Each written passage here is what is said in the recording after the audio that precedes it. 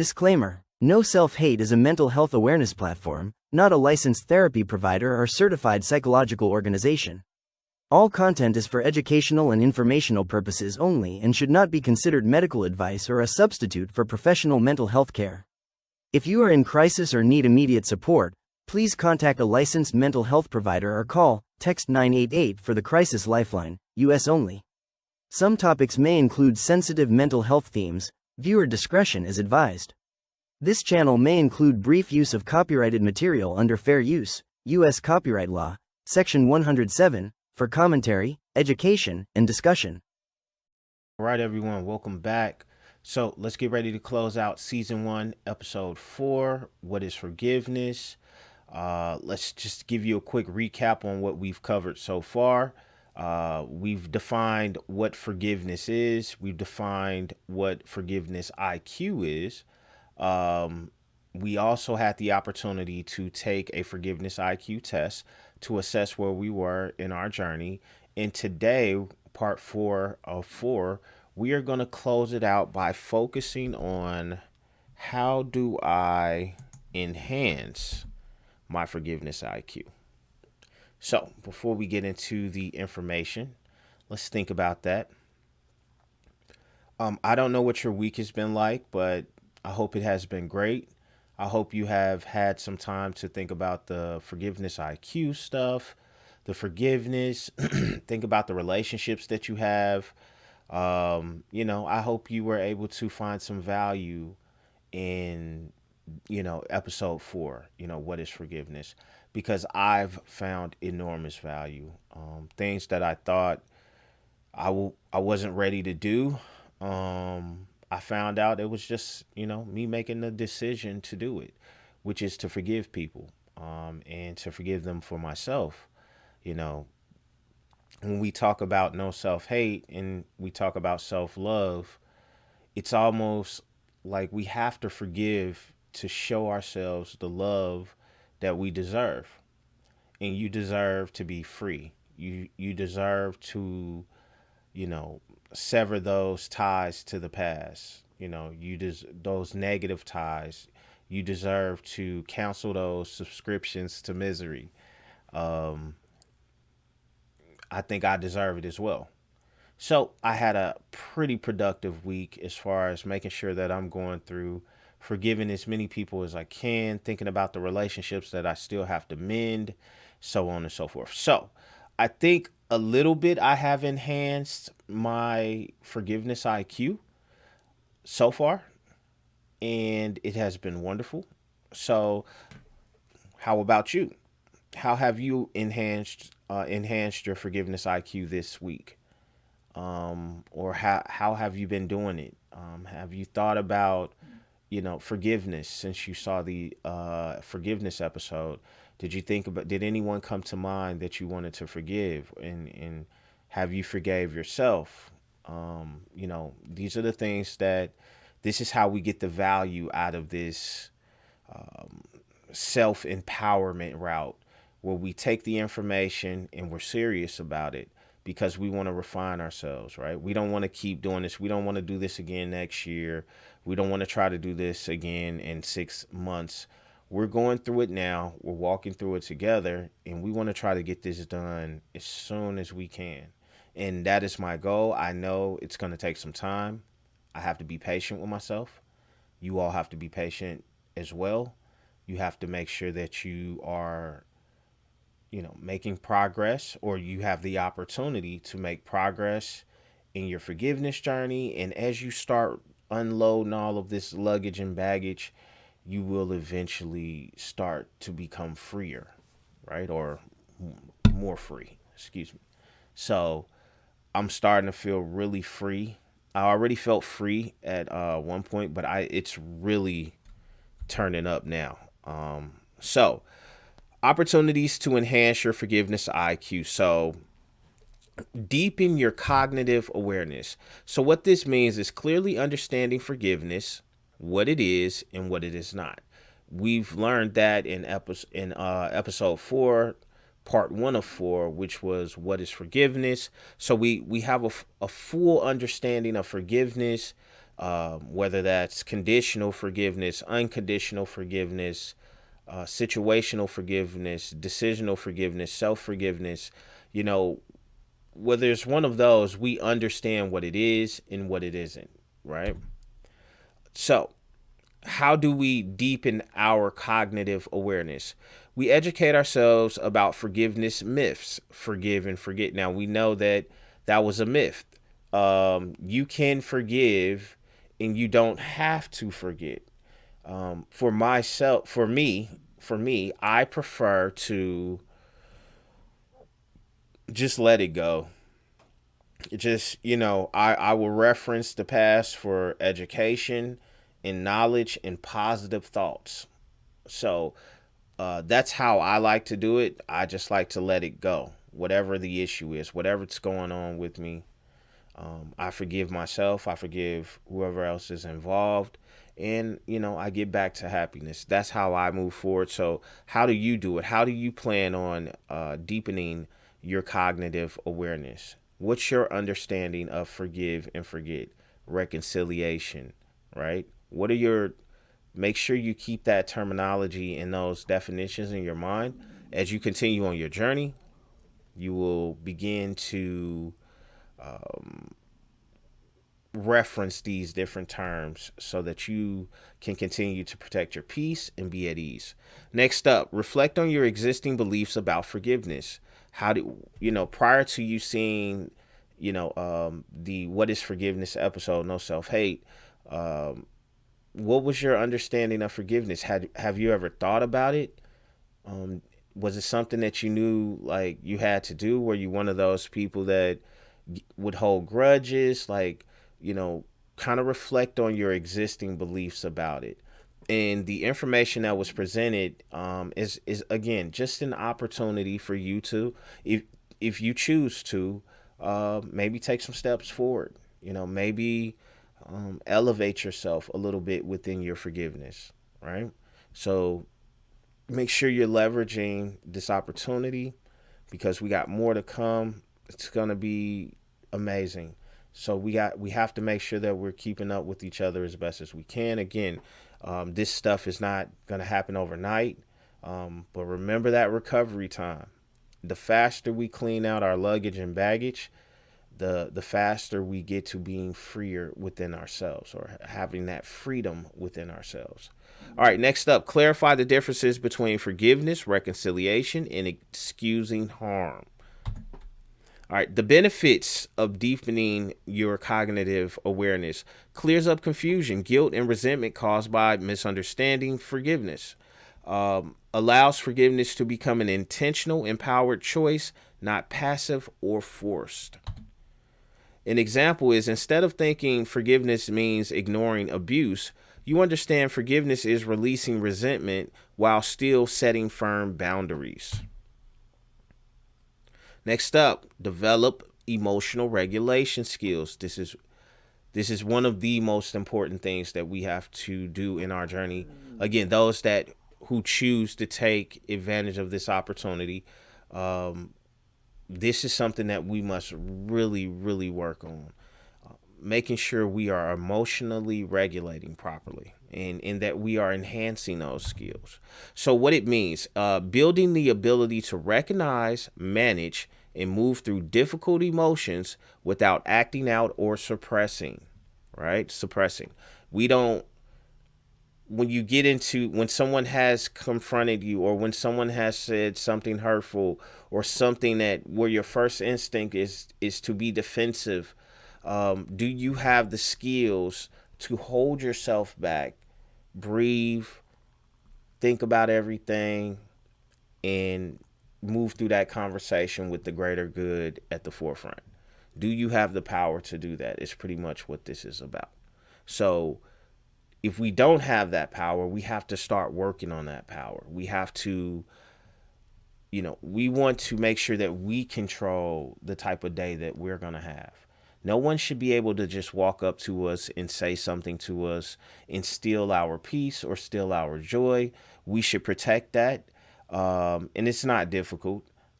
We just make sure that we are forgiving properly.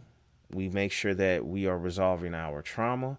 We make sure that we are managing our anger, and we are getting rid of self-hatred, right?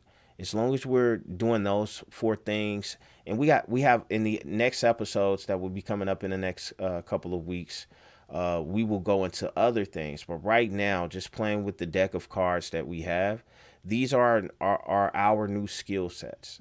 So we have to be able to, when tested, actually make progress, right? You got this stuff on your mind and you're thinking about it, but knowledge is useless without application. Okay, so make sure when you have the opportunities to implement this information, implement it.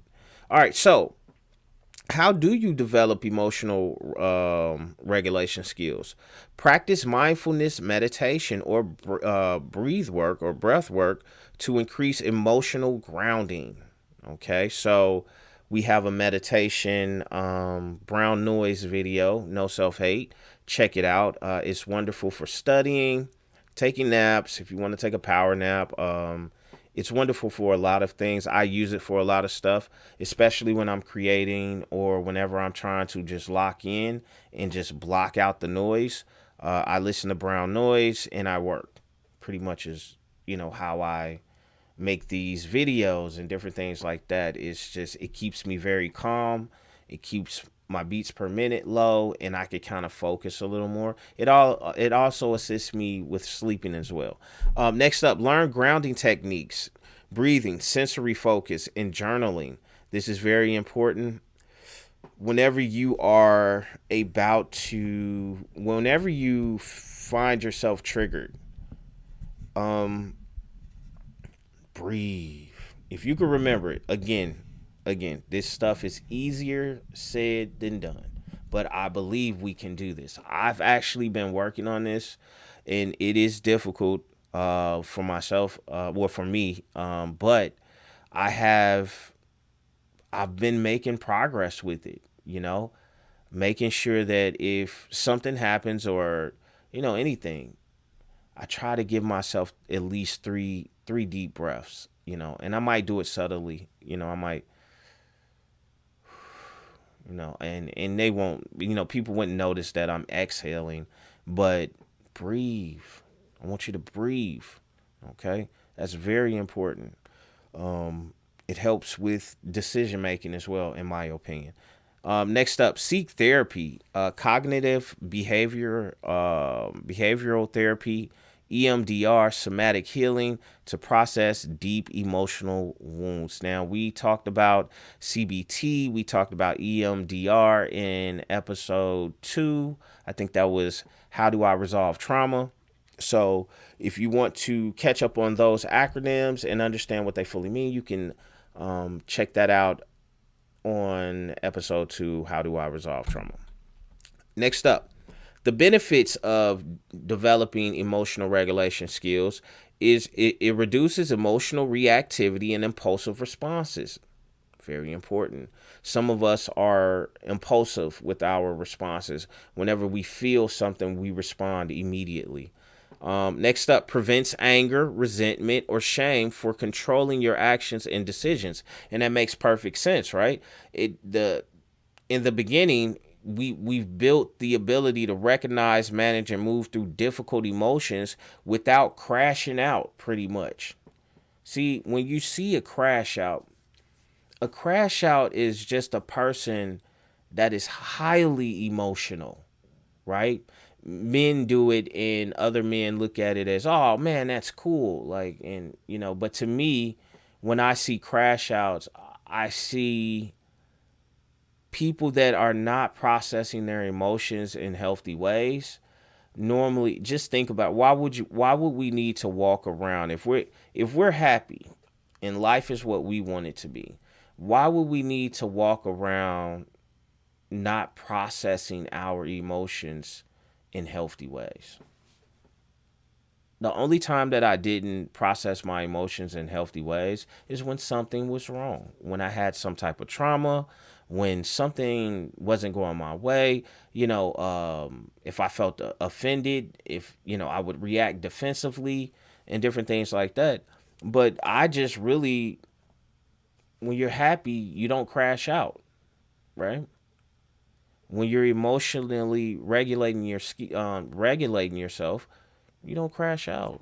You work through it. I used to see these older dudes back in the day, and one of them used to say, "Never let them see you sweat." I never understood what he meant by that, but it was a roundabout way of telling me to regulate myself emotionally. Okay. Next up, an example. When reminded of betrayal, instead of spiraling into anxiety or rage, you pause, acknowledge your emotions, and calmly respond rather than react. Work on that. When you feel that first trigger and that first burst of energy just comes through, and it wants you to say the first thing that comes to mind, normally something that's defensive, normally something that may be offensive, I want you to start catching yourself. Hey, whoa. Okay. Okay. All right. Never mind. Uh, I'm cool, right? Because we don't want to be a crash out.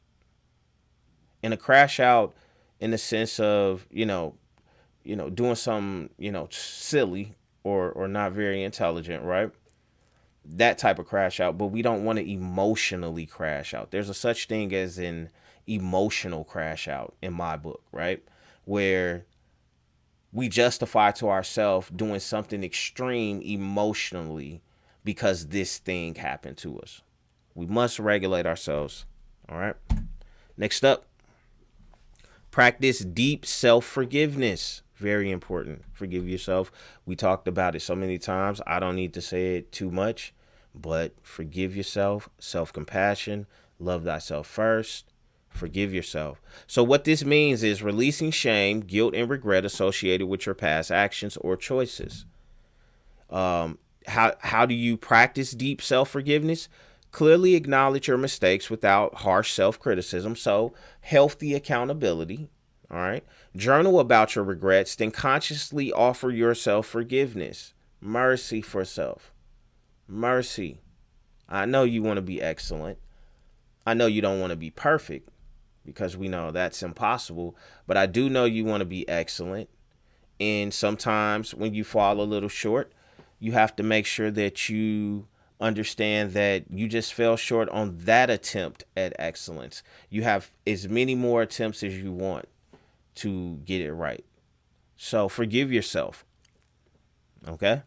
Practice self compassion affirmations. I accept responsibility and also accept that I deserve healing. All right. Affirmations, episodes 1 through 3. There are some wonderful affirmations on there for you to check out. Make sure you are speaking these things into reality. Make sure you are taking the energy, the idea from your brain and turning it into a physical reaction. You must affirm these things. You must say these things into the universe. The benefits of practicing deep self-forgiveness is stop cycles of self-punishment and self-sabotage, which is self-hate. Increases self-esteem, self-love, and your capacity to forgive others. Human beings that are prone to error. Could you imagine being a person that doesn't want that you don't want to forgive people in on earth with humans that are prone to error? Like, think about that. Why would we not forgive? If everybody around you is flawed and you held everyone to the fire for every mistake that they made and you never forgave them, you wouldn't have anyone in your life, really, because we're all flawed, right? All right, so example, you stop beating yourself up over past relationship mistakes and finally allow yourself to experience joy in new connections. You're beating yourself up because you feel guilty. Forgive yourself. Ask the person for forgiveness if you did anything wrong, or forgive them if they did anything wrong to you. Find some new joy. Find some new happiness. There are 1,000 things you can be doing at any one time, at any 1 second, any moment, any day. There are over 1,000 things you can be doing with yourself, with your ideas, with your brain. Forgive these people and move on with your life, and forgive yourself. All right. Next up, strengthen perspective taking and empathy. This is very important as well in forgiveness, because you have to put yourself in others' shoes to see what it may feel like to hear you talking or saying whatever you're saying to them, but B, what it may feel like from their side and what they're trying to communicate. And you're a human. More than likely, you've been in a position that they've been in before. You just have to have that empathy to want to feel what they feel, right? And stay focused on the greater good. The greater good is our compass. And we will define the greater good in later episodes. But for now, what's your definition of greater good? What's your definition of right or wrong? Right? That could be very subjective, as we were all raised in different or came up in different environments. These things may be subjective, but how do we get to a point where we're all on the same page about what is right, what is wrong, what is the greater good in any situation?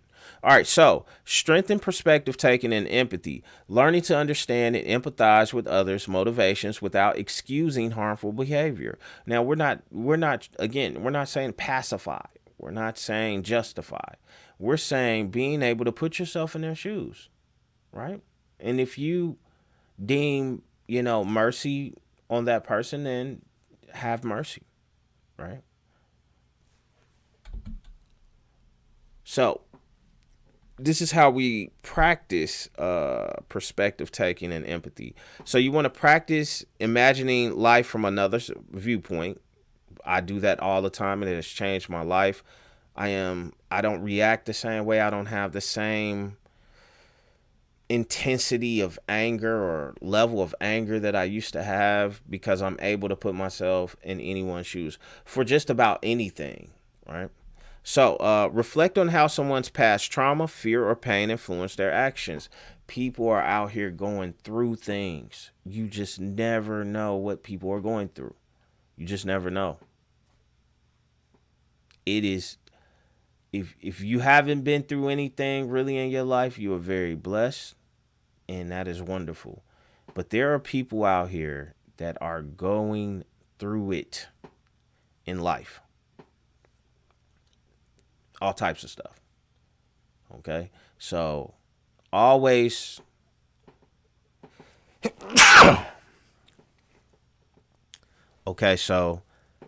always consider someone's trauma, someone's fear, someone's pain. You have to do it, because that's what's on their mind. That's at the forefront of their mind, right? Explore stories or interviews of people who've overcome causing harm. All right, the benefits of strengthening your perspective taking and empathy is softens resentment.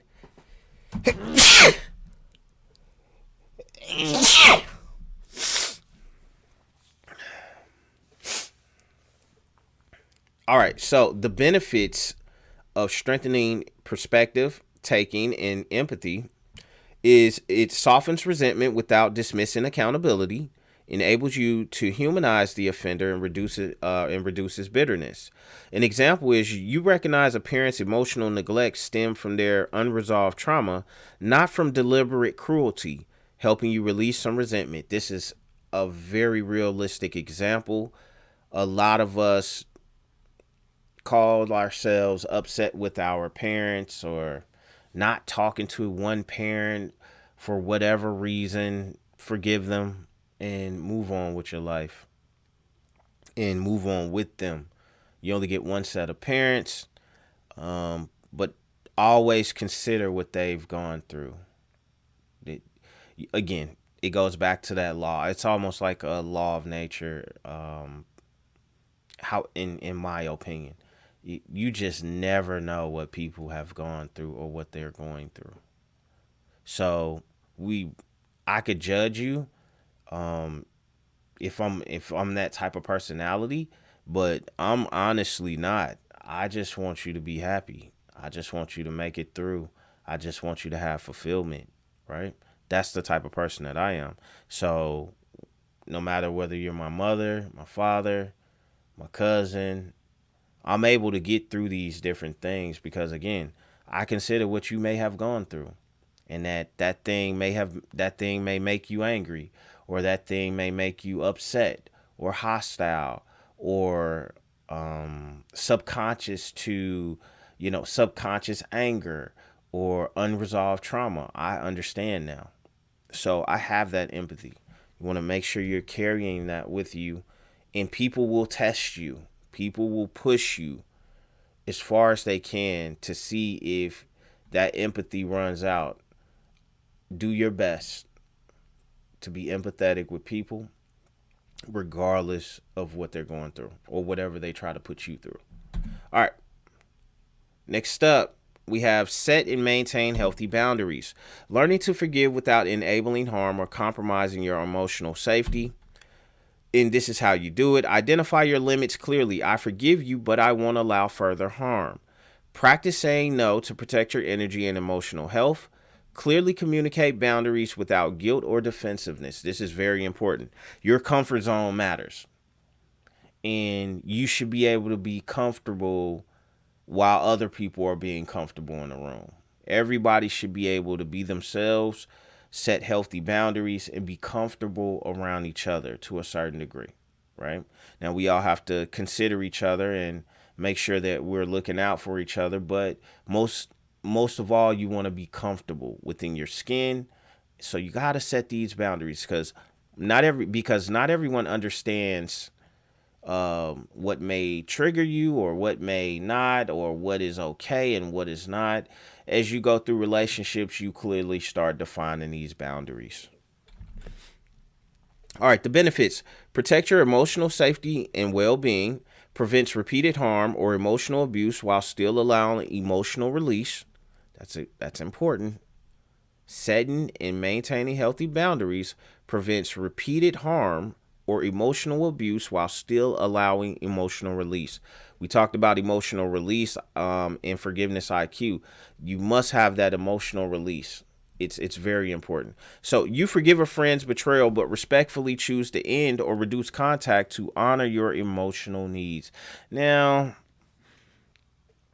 this example is okay, right? But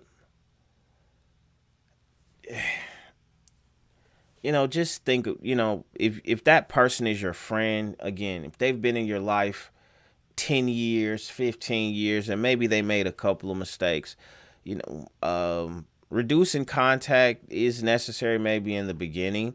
But if you plan on that person being your friend, any longer, you're going to have to, again, forgive that person, forgive each other. If you truly forgive someone, you should be able to be around them. If it's real, if it's genuine, if it's pure, you should be able to focus back in on the peace and happiness that that person may bring you, or that, is created between the co-created value between you two. All right, practice resilience in emotional release, developing the ability to let go of emotional baggage, bitterness, and pain, even without closure or apology. This is when we were talking about automation, automating forgiveness. So we want to kind of start automating this stuff, right? Because the less energy we have to put into trying to sort through emotional baggage, bitterness, pain, the less energy we'll have for focusing on being happy, focusing on being peaceful. So we want to try to automate this, and we can do it with practice. If you just practice forgiving from this point forward. Now, not again, perfection is not the goal. Just excellence, just your effort, in your and you aiming for being great. We're not asking you to be perfect. I'm not, as I go through this and I read these opportunities to enhance my forgiveness, which I am going to take. I know that we just have to be patient with ourselves and just continually improve, right? So you use it by using symbolic rituals. Write a letter to release emotions, then burn or discard it. Visualize cutting emotional cords or handing pain back to the person. Seek professional guidance for unresolved trauma, therapy, or counseling. There you go. Again, no self-hate is the self-empowerment route. This is the I've had enough. I know I'm the only person that can truly help myself make the decisions, make better choices, and do the things that I have to do for myself. And I'm ready to do it. I just need a plan, right? That's that route. But maybe you may be somewhere where you may be feeling a little down, right? Maybe feeling, you may be working on trying to be depressed about something. And you can't convince yourself, you don't want to talk to anyone about it. Hey, contact a therapist.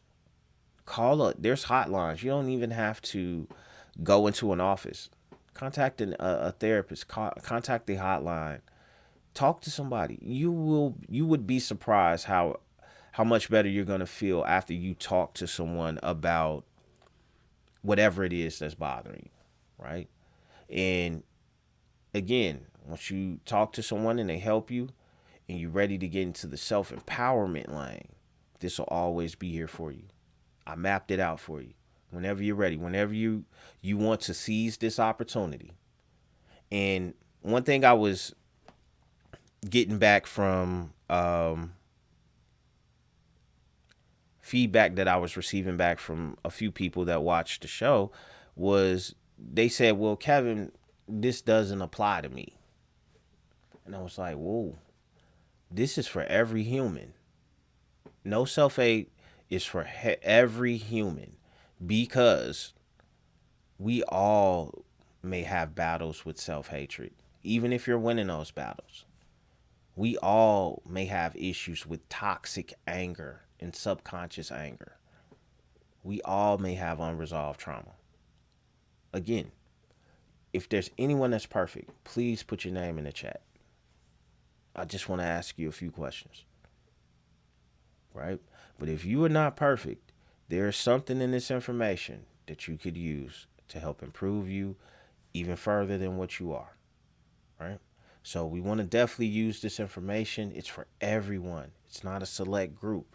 I didn't pick a select. The only group I picked was humans, because I saw some of the trauma and anger and bitterness and resentment in just about every human that I've ever met. Self-hatred, if you look hard enough, right? And again, there are some people that are very well with their mental health awareness, the way that they think, their thought processes, they're doing very well. Okay, so we know that there are some out here, but for the majority, we all could work on forgiving each other a little more and having empathy for each other. All right. So the benefits frees you from needing external validation or apology to heal. Automation. So that's automated healing. When you automate forgiveness, you automate healing. All right. Restores, well, obviously resolving trauma and processing anger, going through the processes. But through the automation of forgiveness, you can have the opportunity to automate healing. All right. Restores emotional energy for positive relationships and life goals. You forgive someone who never acknowledged their wrongdoing and feel lighter, happier, and emotionally free, even without external closure. That's what I'm talking about. Going back to what the older guys used to tell me, don't let them see you sweat, man. Just keep moving. Stay positive. Stay strong. Stay on your journey. All right, next up, opportunities to enhance your forgiveness IQ. Turn your pain into purpose. So this means using your experiences of pain and forgiveness as a catalyst for personal growth, creativity, or helping others. You would be surprised what you could build with all of that pain and all of that anger, all of that trauma. You would be surprised the energy that it would give you. if you took all of that pain and went to the gym. Now, I don't just want you to go to the gym with the pain and you're not resolving the pain. You definitely want to start resolving the trauma and the pain, right? But as you're going through that process, working out, taking some of that negative energy and using that physical energy to build your body and make yourself healthier, right? Or you can go create, you could go build something, whatever. Take that energy though and use it to your benefit. All right, so share your story to inspire or help others heal. Create art, write, or advocate based on your healing experiences.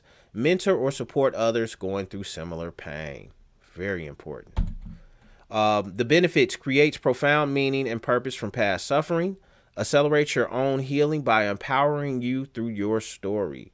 And I, I tell everyone that so many people have so many secrets about their life that the people that are witnessing you don't know anything about you.